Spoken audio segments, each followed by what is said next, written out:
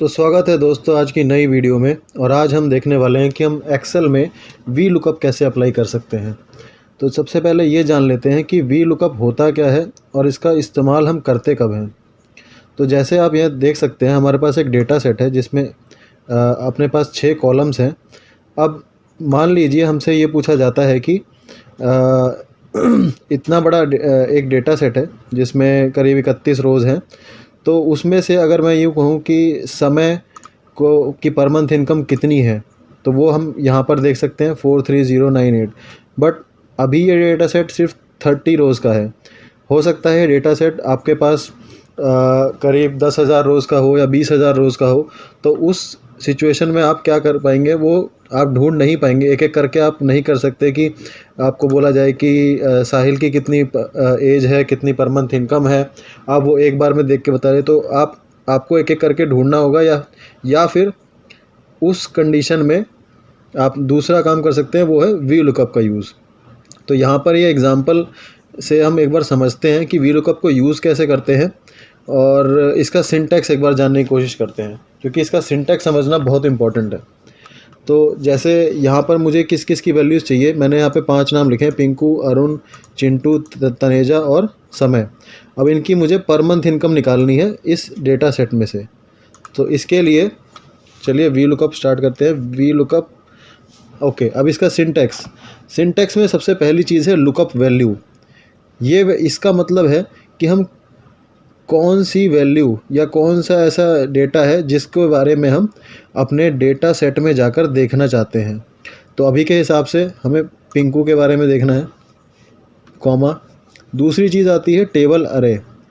अब टेबल अरे आपका वो एरिया है जहाँ पर आपको इसको सर्च करना है और इसके अगेंस्ट जो वैल्यू देखनी है वो भी इस टेबल अरे में इंक्लूड होना चाहिए।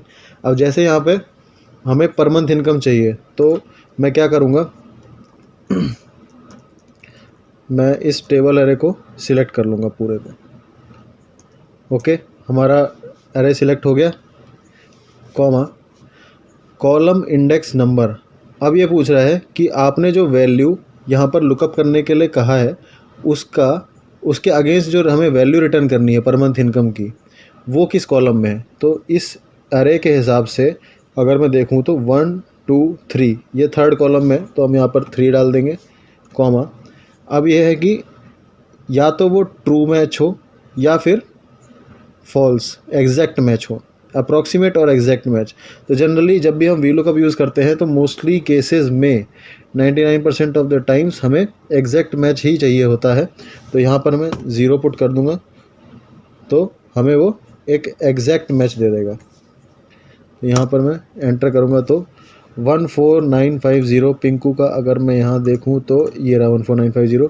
अब हमें सिंपली बस इसे ड्रैग करना है और हमें सारी वैल्यूज़ मिल जाएंगी।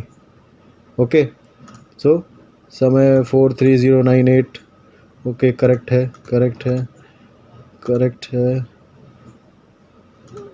Okay, B8। ओके, अब मैं कोशिश करता हूँ यहाँ पर एक बार और समय की वैल्यू वी लुकअप करके देखते हैं। इससे आपको एक एग्जांपल समझ आएगा। बिल्कुल यही चाहिए था। अब देखिए यहाँ तक तो समय की वैल्यू हमें मिल गई कि समय की पर मंथ इनकम 43098 है। बट जैसे ही मैंने इसको नीचे लिखा तो यहाँ पर वो वैल्यू दिखा रहा है कि नॉट अवेलेबल, जबकि यहाँ पर आप देखेंगे इस टेबल में समय के करस्पॉन्डिंग यहाँ पर पर मंथ इनकम की वैल्यू है। तो यहाँ भी इसे 43098 रिटर्न करना चाहिए था, बट नहीं हुआ। अब वो जानते हैं क्यों नहीं हुआ। अब आप देखेंगे इस फॉर्मूले में हमने सिंपली सारी वैल्यूज़ डाल दी हैं, बट एक चीज़ भूल गए हैं, हम अपनी रेंज को लॉक करना भूल गए हैं। और जब हमने अपनी रेंज को लॉक नहीं किया, रेंज मतलब B4 से D31 जो हमने इसको रेंज दी है देखने के लिए, इस रेंज को हमें लॉक करना पड़ेगा। रीज़न, अब आप देखेंगे जब मैं नीचे जाता हूँ दूसरे फॉर्मूले में, यहाँ पे क्या हुआ, ये B5 से D32 स्टार्ट हो रहा है। ओके, यहाँ पे क्या था, B4 से D31, तीसरे में जाएंगे B6 से D33, चौथे में B7 से D34।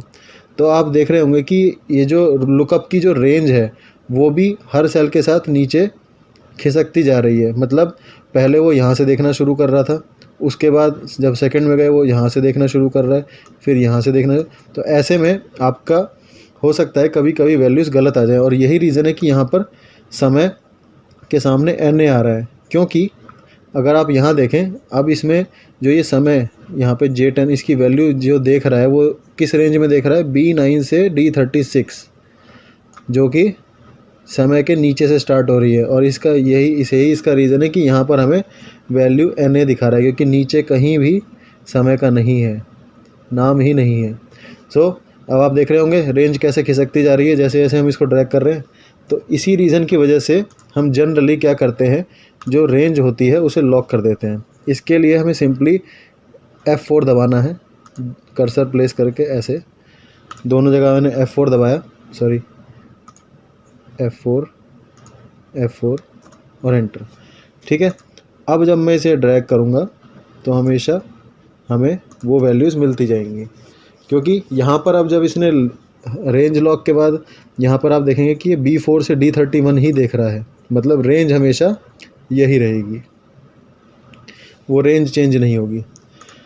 सो एक और जो जनरल मिस्टेक लोग करते हैं वी लुकअप लगाते टाइम, वो ये है कि वी लुकअप हमेशा काम करता है टू इट्स राइट साइड।